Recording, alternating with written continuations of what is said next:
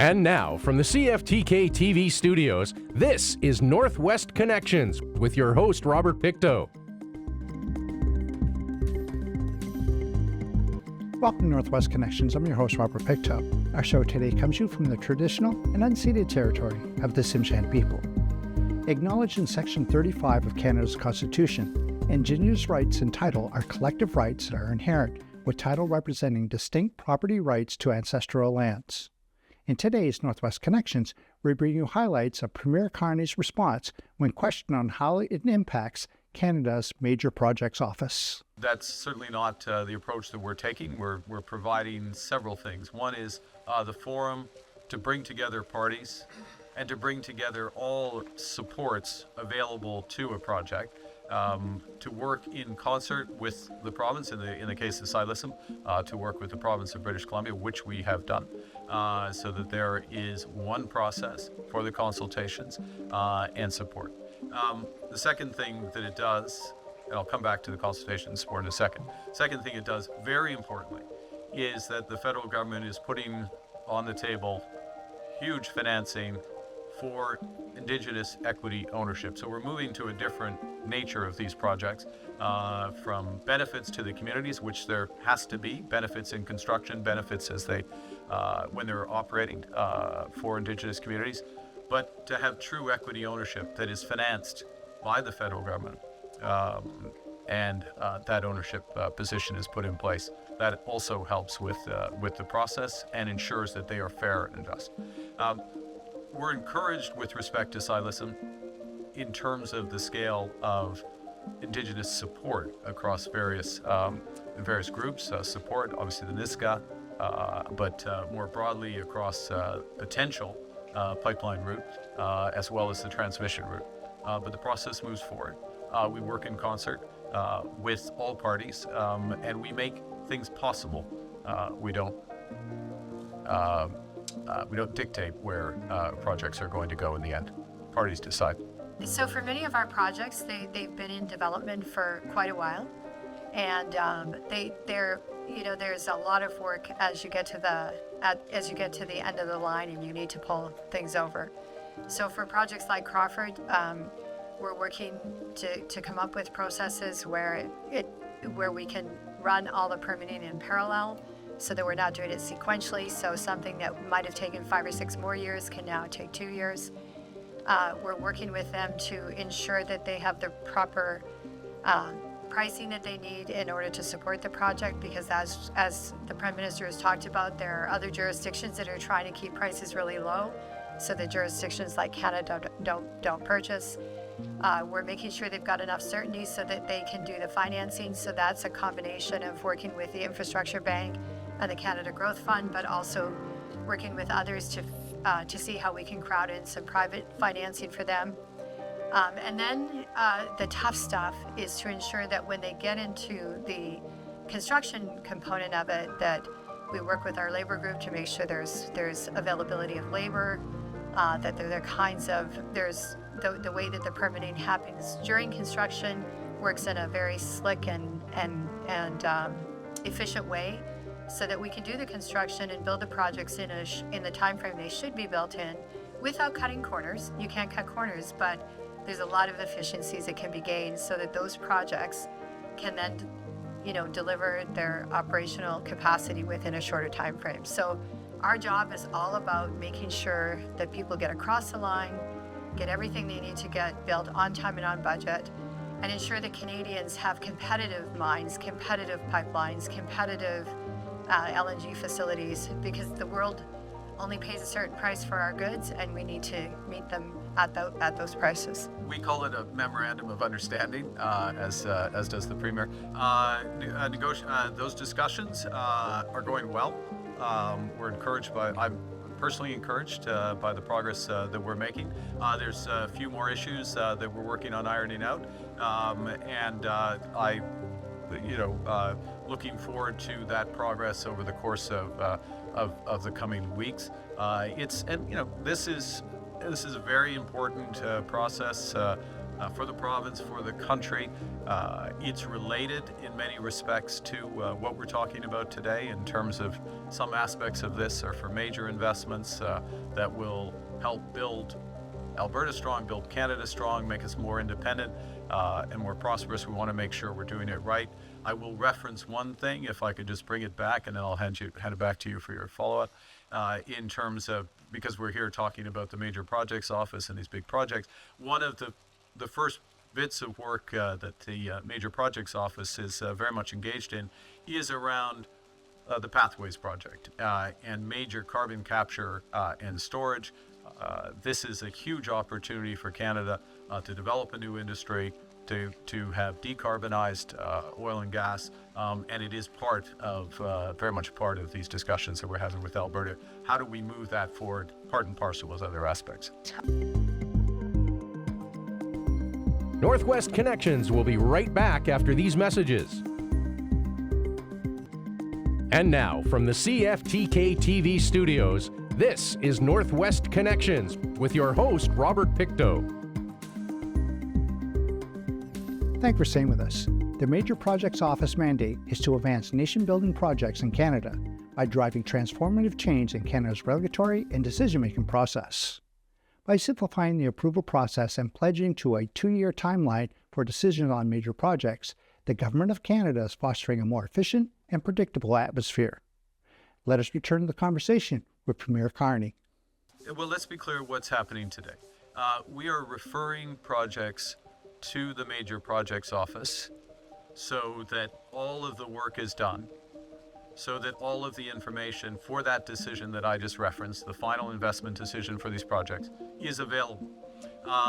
And a crucial component of that, I don't mind repeating myself about this because it's essential, is full First Nations partnership and participation. Okay, and that comes with the knowledge of what the terms of the project are, what the possibilities are for that participation, and this is the single window that provides it. Referring to the MPO, the Major Projects Office, does not mean the project is approved. It means that all the efforts are being put in place from the federal government in order to create the conditions so it could move forward. But those decisions are taken by many parties, including very much First Nations. I underscore that when we speak to, with respect to Silism, which is a multi-phase project or multi-aspect project, the very considerable support that exists already for that, and it links into a broader strategy that becomes available in the Northwest Critical Conservation Corridor, including considerable conservation in the area as well. So it is linked. There are many parties, and all of those parties have to be taken into account. Part of it is moving in parallel as opposed to moving sequentially. I mean, part of the reason why a number of projects in the past have taken a decade or so before a decision is made whether to move forward. There's a term, as I'm sure you know, in building a final investment decision. Well, you don't take the final investment decision of whether to put shovels in the ground, metaphorically or physically, until you know whether you've got the regulatory approvals, some idea of what the financing terms are going to be, who's going to buy potentially the product, those aspects. Well, the answers, whether you're going to get the environmental assessment, who your partners are going to be, and how can they participate fully in the project. What being part of this process is, from the federal government's perspective, is to move our contributions to all of those aspects, to speed them up, to move them in parallel with provincial governments. I'll give you another example, which is that too often historically you'd have a provincial approval process and then the federal approval process would start. But different federal departments would start their approval processes at different times and not take into account what others were doing. So with respect to the projects that have come over, we're moving much faster. We're moving in parallel. There's a single window for the people who are working on these projects to see all of the financing support. There's a single window for Indigenous peoples working with the federal government. Again, it's not the entire picture, but it's an important part of the picture to move that forward. And it moves these projects more quickly to the decision whether they move forward or not. And I can tell you personally from my experience in the last 2 months, just dealing with the proponents, it is very much appreciated. We're asked many things, and as I say, it's a productive discussion, meeting minds. We're looking for major investment that puts, amongst other things, Alberta puts the industry, puts the country in a position for the energy future. And the future of energy, clean and conventional, is low risk. Canada's low risk, it's low cost, and it's low carbon. And you look again at the Silicim as an example. Top decile, one of the most environmentally sustainable LNG projects. Rightly proud of that. With respect to the emissions intensity of oil and gas, the intention is to get that down substantially. That has been falling. We have the opportunity to do that, and we need to do that in concert, as well as in concert. I'll say one other thing, and we'll pass on. Is making our industrial carbon markets, the tier market in Alberta, work more effectively, and that's an important element for future investment certainty going forward. Northwest Connections will be right back after these messages. And now, from the CFTK TV studios, this is Northwest Connections with your host, Robert Pictou. Welcome back to Northwest Connections. Canada's major projects entail substantial investments, with hundreds of billions allocated to natural resource projects, such as energy and mining, either in planning stages or currently in process, along with considerable federal spending on infrastructure. Let us turn on the conversation with Carney. And we talked a bit about this a second ago, but part of the value of this referral is for those who have done a tremendous amount of hard work in getting a project like Silicim to this point, to have greater confidence that it's going to proceed. Okay. Or with respect to the transmission line, greater confidence that it's going to proceed. That in and of itself creates more activity, first point. Secondly, what we're doing is the federal government is providing considerable financing for the further preparation of these projects. So I referenced a $140 million Canada Infrastructure Bank loan as one example. The third thing is, and Mr. Mayor, we were talking about this, and we're going to talk about it more actually after this press conference, is that the fact that these projects have a much higher likelihood, not assured, but a higher likelihood of happening, it means that in the region we start to plan, well, who's going to work on these projects? How can we get more, if there's a need for some training or some skill development, or people from Terrace or the region who moved away want to come back, actually we attract them back. Who else can we get to build? Because the scale of the work related to this is going to be enormous. We are very confident in that, and we're sending not just a signal. This is real work. This is real work. It's real money. It's real momentum, and it's a huge, huge opportunity for the region, and it's a huge opportunity for the country. And I can't underscore it. Now, the main beneficiaries have to be the people of the region first and foremost, and then more broadly across the country. Just like when I referenced, the St. Lawrence Seaway being built 60 years ago, or these railways being built, it unlocks tremendous opportunities. But yes, there is immediate impact just through the work that needs to be done to move these projects to the next stage. We are, and I personally, a big believer in cooperative federalism. The federal government has a role, the provinces have a role, First Nations, Indigenous peoples more broadly with the territories have central roles. We need to talk to each other. We need to understand each other's perspectives. We need to see where we can cooperate and build things. We need to acknowledge where we can't and not move forward.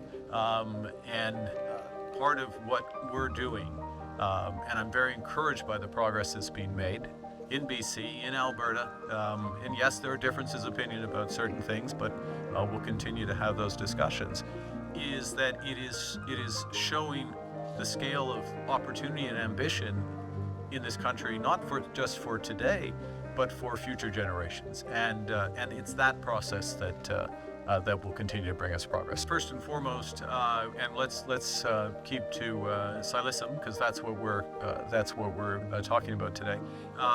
It's the proponents of those projects and their engagement. It's with the province of British Columbia. Obviously, it's with the federal government as well, to understand those perspectives. If there's any accommodations that can be made for those perspectives, this creates a process that allows that to happen. There's three aspects to this project. There is the LNG liquefaction, what's called liquefaction or export facility, which will be off Terrace Island as the current plant. There's the pipeline, where there is and there's an associated transmission line that is independent of the northern North Coast transmission line as well. And there are different ownership structures for the various aspects of the project. All aspects of the project are necessary for the project to move forward. In those regards, there are different ownership structures, as I say, including with significant Indigenous ownership. And there is support that, because they're connected, there is support. It's not universal, but there is support for the project. There is also, I'll just underscore, there are always also opportunities for adjustments for ownership structures if that is appropriate, and the federal government stands ready to facilitate those if that's appropriate. There are different aspects of the project, as I said. There is the PRGT pipeline, which is necessary, which is Canadian owned, First Nation. Sorry, can I finish? There is the associated transmission line that comes there. There are structures that come with projects that ensure that there's returns to taxpayers through the tax system as well. And the structure of the financing is a decision that we take with the full information of the project design is the bet. So that's part of, we answer that question with full information by doing the work, and that's what the referral to the Major Project Office facilitates. Northwest Connections will be right back after these messages. And now, from the CFTK TV studios, this is Northwest Connections with your host, Robert Pictou. Taking the next step refers to making progress or advance to the next phase in process, journey, or life choice. It signifies moving forward after some preparation, usually involving deliberate decision to take action or proceed. In this final segment of Northwest Connections, Premier Carney shares taking the next step. Just to be clear, the first objective, the first principle of these projects is it's in the interests of Canada. The interests of Canada, making us stronger, making us more independent, the interests of Indigenous peoples, the interest of building a more sustainable society. We're in a position here. I wanted to come here because the scale of and the breadth of the opportunity in northern British Columbia is immense if we work together to help unlock it. Not every aspect, not every project, not every mine will go forward because people have to be behind them and they have to be the right ones. But by unlocking transmission, clean power, by unlocking the last mile to some of these mines, and by conserving a huge area of this province, we can create a balance that is not just in the interest of this generation, but many generations to come. That's what we're discussing. That's what the project office is going to review, and we'll take the decision with full information together. Stepping back, it's been 8 years since the Canadian Prime Minister visited China. And in that time, the world has changed dramatically. The technological revolution and the energy transition are accelerating at an unprecedented pace. The global trading system is undergoing a fundamental change, and the effectiveness of multilateral institutions on which trading powers such as Canada and China have greatly relied, that effectiveness has been greatly reduced. This is happening fast, it's large, it's a rupture, it's not a transition. What we do now as Canada, how we position ourselves in the world, will shape our future for decades to come.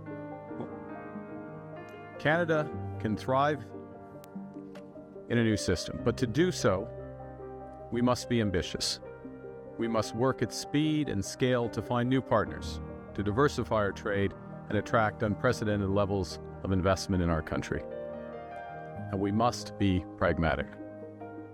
That means we have to understand the differences between Canada and other countries, and then focus our efforts to work together where we're aligned. And it's with this approach that Canada is forging a new strategic partnership with China. China is the world's second largest economy. It's our second largest trading partner and our third largest investor. Two-way trade between our countries amounts to nearly $120 billion a year. There are 400,000 careers across Canada. Farmers in the prairies, manufacturers and engineers in Ontario and Quebec, fish harvesters in Atlantic Canada and British Columbia, they are all supported by trade with China. So leveraging our strengths and focusing on areas of alignment, Canada and China can create greater stability, security, and prosperity for both our nations. And to that end, President Xi and I are announcing that Canada and China are forging a new strategic partnership. It will focus on 5 key areas where both our nations stand to make substantial and sustained gains. The first is in clean energy and climate competitiveness, areas where Canada and China have immense strengths and complementary strengths. Second, we're expanding trade, particularly in agriculture and food, where Canada is a reliable partner. Third, our commitment to multilateralism and strengthening global governance comes at a time when all of this is in flux. Fourth, we're deepening engagement in public safety and security to protect our peoples. And finally, people-to-people ties and culture are being enhanced to enrich our lives. To begin, we're leveraging our strengths in energy, clean tech, and climate competitiveness. Canada is an energy superpower in both conventional and clean energies. We have an over 80% clean electricity grid with vast potential to power the clean economy of the future. Canada intends to double our energy grid through major investments in hydro, nuclear, solar, and wind power. That creates tremendous opportunities for Chinese partnerships in these investments, including in energy storage and offshore wind. On the other hand, Canada is developing our oil and natural gas reserves, one of the world's largest, to be the lowest risk, lowest cost, and lowest carbon. Thank you for joining us for this episode of Northwest Connections. The greatest distance in the existence of man is not from here to there, but the connection from his mind and heart. If we can conquer that distance, we can soar like an eagle and realize our immensity within. I'm Robert Picktop.